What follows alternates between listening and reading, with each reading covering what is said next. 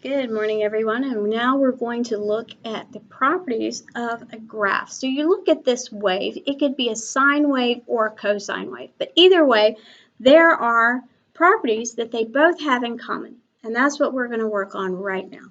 So for my wonderful graph, the easiest thing to find would be my maximum and my minimum, right? The maximum and the minimum. So I'm going to come up here, I'm just going to draw a nice line across the top of my waves. And that's at 9. And then the bottom of my waves is at 3.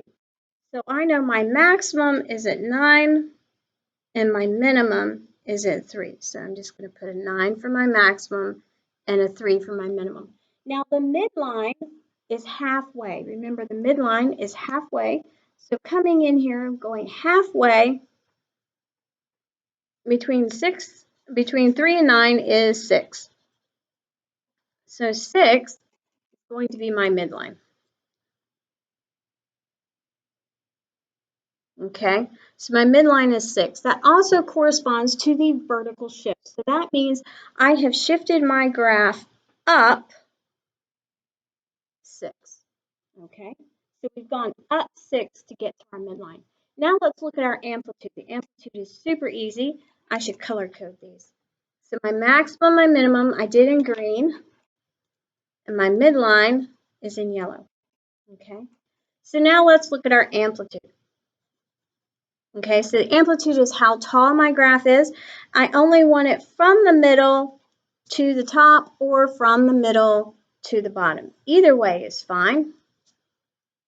Middle to the top or middle to the bottom, that's my amplitude. I'm going to have to abbreviate that. And that would be 3, right? Because I know 9 minus 6 equals 3. So my amplitude is 3. Okay, so the cool part is my amplitude is like a stretch. So I can stretch it by 3 or obviously compress it by a fraction. So now let's look at our period. I'm going to skip phase shift real quick and we're just going to go with period. So if I were doing a sine wave, we could actually do the phase shift. Okay, if I'm doing a sine wave, where does my sine wave start? Remember, sine wave starts in the middle. It goes up to the top, returns to the middle, goes down, and then returns to the middle. Okay, so from here to here, wherever those are, that would be my sine wave. I'm going to color that in. Isn't that a beautiful sine wave? There's my sine wave. Okay, and we're just going to underline that and underline this. Okay, so my period would start at the beginning and at the end. So we need to find these values. I'm going to go ahead and give you that information, right? So halfway between 0 and pi over 2, which is 90, would be 45 degrees, which is pi over 4.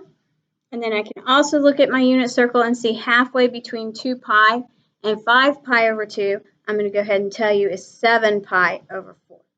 Okay? So my phase shift is real easy, right? My phase shift, that means which way did it go? Did it go left or right? Okay, and that's true for the sine or the cosine, but we're going to do the sine wave first. So for my sine wave, it went right pi over 4. Okay, my period, I take the end minus the beginning. Okay, every time we're going to take the end minus the beginning, or the start. Okay, so the end minus wherever it starts. So this would be 7 pi over 4 minus pi over 4. Okay, well, 7, there's a 1 there, right? Let's just put that in. There's a little 1 because that's 1 pi. So 7 minus 1 is 6. That's going to be 6 pi over 4.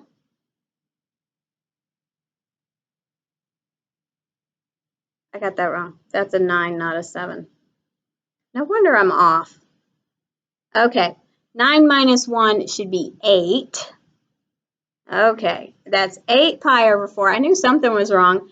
And then 8 divided by 4 is 2. So that would be 2 pi. All right. So my period is 2 pi. It didn't stretch it out horizontally. Starts here, goes 2 pi before it starts over. We're going to write the equations next time. We're not going to do that in this video. But let's go ahead and figure out what our phase shift would be for our cosine. So where does cosine start, right? Where does cosine start? Cosine starts at the top. So cosine starts at the top, goes down, and returns to the top. Now, my period's going to be the exact same because it's the exact same way. So all we have to do is figure out where it is we are starting. So right here, so this was the start or the phase shift for my sine wave. This is for my cosine wave. So I need halfway between pi over 2 and pi. So that would be 3 pi over 4. Okay, and we can get that off of our unit circle, or maybe we actually know what that is. Okay, so 3 pi over 4. So we move to the right, 3 pi over 4. Easy enough. So today we're just doing sine and cosine. We'll go through and we'll do some more confusing ones later. All right, so we know our maximum is the top, our minimum is the bottom, easy, midline is in the middle. Our midline tells us our vertical shift. Our amplitude is between the midline and either the maximum or the midline and the bottom. Okay, and that tells us our stretch or compress. Then we can find our start point of any waves, so that's why we have to know what they look like. That tells us our phase shift, which is a horizontal shift left or right. And I take and follow the wave till it ends, and then I take the end minus the beginning to get my period. You guys are awesome. Great job.